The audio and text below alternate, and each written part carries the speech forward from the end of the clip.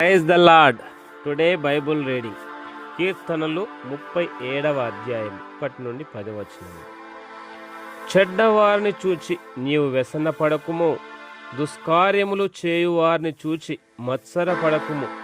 వారు గడ్డి వలనే త్వరగా ఎండిపోవుదురు, పచ్చని కూర వలనే వాడిపోవుదురు. యెహోవాయందు నమ్మిక ఉంచి మేలు చేయుము, దేశమందు నివసించి సత్యమును అనుసరించుము. యెహోవాను బట్టి సంతోషించుము, ఆయన నీ హృదయ వాంఛలను తీర్చును. నీ మార్గమును యెహోవాకు అప్పగింపుము, నీవు ఆయనను నమ్ముకొనుము, ఆయన నీ కార్యము నెరవేర్చును.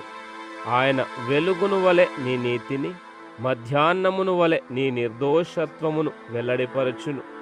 యెహోవా ఎదుట మౌనముగా నుండి ఆయన కొరకు కనిపెట్టుకొనుము. తన మార్గమును వర్ధిల్లువాని చూసి వ్యసనపడకుము, దురాలోచనలు నెరవేర్చుకొనువాని చూచి వ్యసనపడకుము. కోపము మానుము, ఆగ్రహము విడిచిపెట్టుము. వ్యసనపడకుము, అది కీడుకే కారణము. కీడు చేయువారు నిర్మూలమగుదురు. యెహోవా కొరకు కనిపెట్టుకొనువారు దేశమును స్వతంత్రించుకొందురు. ఇక కొంతకాలమునకు భక్తిహీనులు లేకపోవుదురు. వారి స్థలమును జాగ్రత్తగా పరిశీలించినను వారు కనబడక పోవుదురు.